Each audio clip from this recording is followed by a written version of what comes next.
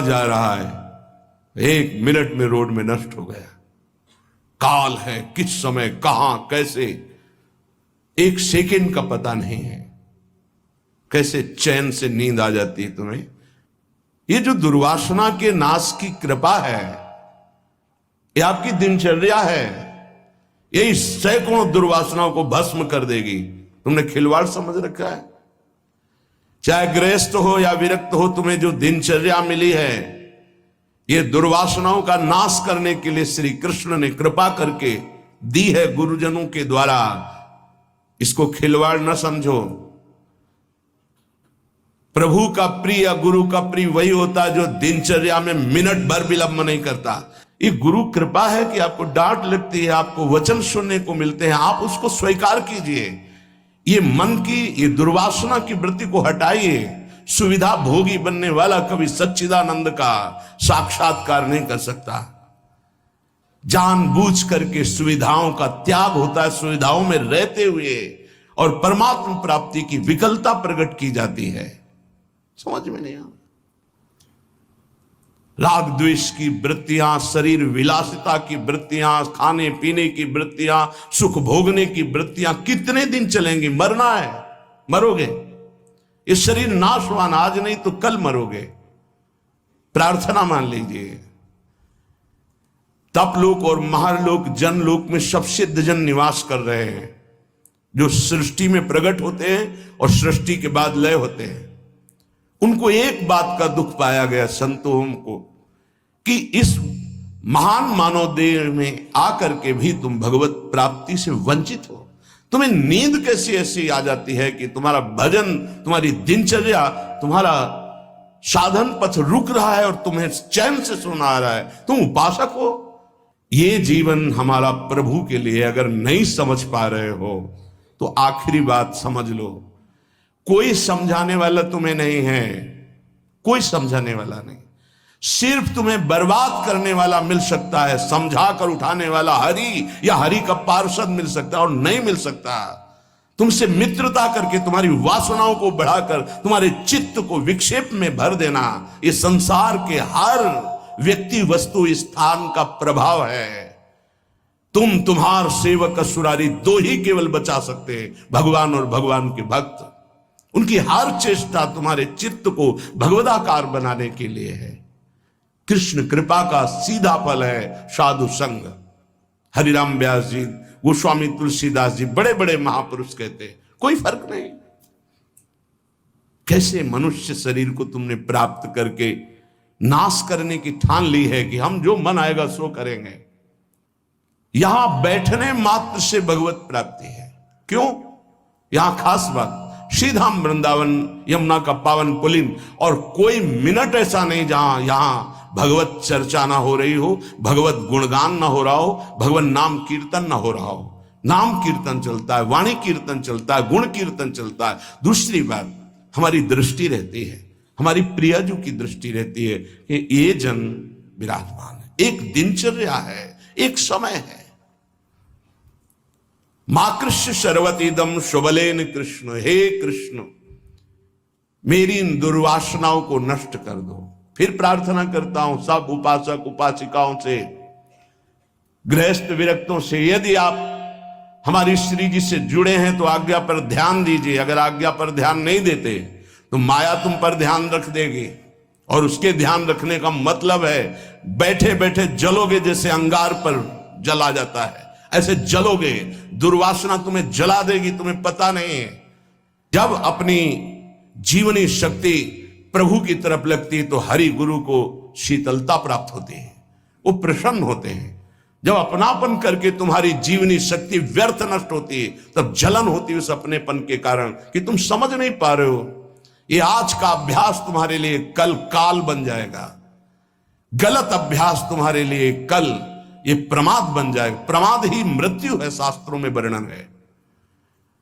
जो अप्रमादी है, प्रमाद रहित है, वही भगवत तत्व को, जो भगवत तत्व को प्राप्त कर लेता, वही निर्विकार स्थिति में परमानंद में डूबता है। माना हम लड़खड़ा रहे हैं लेकिन चल रहे हैं अपने रास्ते पे, रास्ता ही नहीं। उपासक को इस बात पर सदैव सावधान रहना पड़ेगा। अगर हम अपनी इच्छाओं का मर्दन नहीं कर सके, अपने गुरु की आज्ञा पर नहीं चल सके, अपने शास्त्र आज्ञा पर नहीं चल सके, तो मुझे लगता है कि आगे चल करके आपका जीवन बड़ा संकटपूर्ण रहेगा। संकटपूर्ण, ये विकार आपको रौंद देंगे। इसीलिए विचलित होते हैं कि आप लोग इतने बलवान बनिए कि आक्रमण कब हो जाए, कहां किस वासना का, आप उससे लड़ना जाने। आपके अंदर युक्तियां होनी चाहिए। आप हमारे भगवत पार्षद हैं, श्री जी के जन हैं, आपके अंदर युक्ति होनी चाहिए। गुरु की प्रगट उपस्थिति में युक्तियों की, कलाओं की आपके अंदर वृत्तियां जानी चाहिए कि कभी किसी विकार का आक्रमण हो तो कैसे बचा जाता है, कैसे हमारे को इस माया पर विजय प्राप्त करना है, कैसे विषम परिस्थितियों में अपने चित्त को डूबने ना पाए बचाया जाए। यह संतों से सीखा जाता है। कैसी पार्थिव दृष्टि है कि शरीर सुख के लिए सोना, जागना, खाना, पीना, बस यही हम सुख मानते हैं। नहीं भाई, ये सुख तो बहुत जन्म भोग लिए। इस जन्म में एक नियत समय रखिए, एक अल्पाहार की सीमा रखिए, एक भोजन का समय रखिए, एक अपनी दिनचर्या का समय होना चाहिए। ये नहीं आज मनाया 2 बजे पा लिया, फिर मनाया 5 बजे पा लिया, मनाया 3 बजे से 8 बजे रात्रि तक सो रहे, 8 बजे से 4 बजे तक जग रहे। ऐसी दिनचर्या नहीं होती, कभी ऐसी नहीं। दिन बाई चांस कभी कोई सेवा में समय लग गया हो, बात अलग है। ऐसी दिनचर्या नहीं होती। पक्का मानिए, आपका हित इसी में है कि जो दिनचर्या दी जाए उसका पालन कीजिए। हमारा सत्संग तभी लाभ देगा आपको, हमारा एकांतिक वचन तभी लाभ देगा आपको जब हमारी आप आज्ञा पर चलेंगे। जैसी दिनचर्या बना दी है, ये दिनचर्या जानते हो, बड़े बड़े सिद्ध महापुरुष इसी से हुए, दिनचर्या से। 1 मिनट का अंतराय कभी जीवन में नहीं पड़ने दिया अपनी दिनचर्या। वही परिपक्व अवस्था। 12 वर्ष एक दिनचर्या कर लीजिए, आप देखिए आपका क्या स्वभाव बनता है। यहां 20-20 वर्ष, 25-25 वर्ष व्यतीत हो जा रहे हैं, कोई दिव्यता नहीं आ रही। कारण क्या है? खो रहे हैं, जीवन को खो रहे हैं। बिल्कुल, कई बार हम चिल्ला चिल्ला कर कहते हैं कि आप समझिए, ये जो दिनचर्या है ये भगवान का स्वरूप है। जो गुरु प्रदत्त दिनचर्या है वही तुम्हें ब्रह्मबोध कराएगी, वही भगवत प्रेम कराएगी। नहीं, ये वासना बहुत बलवान है। पता नहीं चलता कि हम निर्वासनिक हो गए कि वासना युक्त है। एक योगी जी आए थे महान, वो अभी गए हैं तप के लिए, तो जहां बर्फ के भगवान का स्वरूप, हाँ अमरनाथ शायद ऐसे हो गए। वो बोल रहे थे कि ये क्या है कि इतनी साधना पर भी वासना।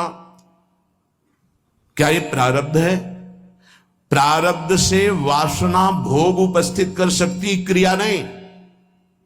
क्रिया उपासक स्वयं छूट दे करके करता है। कोई भी भोग सामग्री प्रारब्ध से, विश्व की भोग सामग्री आ सकती है पूर्व प्रारब्ध से, लेकिन उसका संयोग आपके अविवेक और विवेक के ऊपर टिका हुआ है। अविवेकी हो तो संयोग करोगे, विवेकी हो तो बचा लो, नहीं तो प्रारब्ध भोगते भोगते पशुता आ जाएगी, दैवी संपत्ति नहीं आएगी।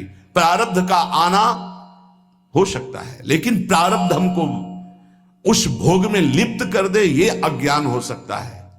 ये प्रारब्ध नहीं है कि आप मनमानी आचरण करते रहे, आप मनमानी। कितना दुलार किया जाएगा, कब तक दुलार किया जाएगा? भगवान इतना दुलार करके मानव देह दिए, कहते भगवान कहां है? कैसी विचित्र भगवान की माया है। गोस्वामी श्री तुलसीदास जी महाराज कहते हैं, तू तो पछितई है मन में जी हाथ। अभी समय है, समय है। सबसे बड़ा पछतावा क्या? भगवान का साक्षात्कार नहीं हुआ और शरीर छूट रहा है। ऐसे साक्षात्कार होगा? केवल भगवदाकार वृत्ति से भगवत साक्षात्कार होता है, उसी के लिए सारा प्रयास है। सबसे बड़ा डर क्या? प्रभु का नाम न छूट जाए, सबसे बड़ा डर। जिसने इस बात को समझ लिया वो जीत गया। सबसे बड़ा पछतावा क्या? बिना प्रभु से मिले जा रहे हैं यहां से। मृत्युलेख से बिना भगवत साक्षात्कार किए जा रहे, बड़ा पछतावा। सबसे बड़ी भयंकर डरावनी बात है कि प्रभु को भूल गए। का हनुमंत विपत्ति प्रभु सोई, ये दो बातें कभी जीवन में चिंतन किया इनका? एक सेकंड के लिए भगवत विस्मरण भी बर्दाश्त नहीं। सबसे बड़ी हानि, सबसे बड़ी विपत्ति, सबसे बड़ा भय भगवत विस्मरण हो जाना। और बड़ा पछतावा कि जा रहे हैं लेकिन प्रभु से आंख नहीं मिला पाए, जीवन व्यर्थ चला गया। सबसे बड़ा मन पचितई है अवसर बीते, दुर्लभ देह पाए हरिपद भज करम बचन अरु जीते। ए सुत बनितादि जान स्वार्थ रत ना करुणे सबीते, अंत ही तो ही तजेंगे पामर तू न तजय बहीते। जानते भी नहीं हो कि पुत्र कौन बनाए, पुत्री कौन बनाए, पत्नी कौन बनाए, पति कौन बनाए। ये बस 40 50 60 वर्ष का संयोग, इसके बाद कितना है 40 50 60 वर्ष। ब्रह्मलोक में एक सुई लेकर कमल के दल को छेद दो, यहां 1 वर्ष हो गया। अगर 60 बार वहां से छेद दिया तो पूरा जीवन चला गया। कितना समय है। ऐसे ब्रह्मा भी जिससे भयभीत रहते हो, काल चक्र भगवान का है। ऐसे भगवान की प्राप्ति नहीं की तो भटकते रहोगे अनंत योनियों में।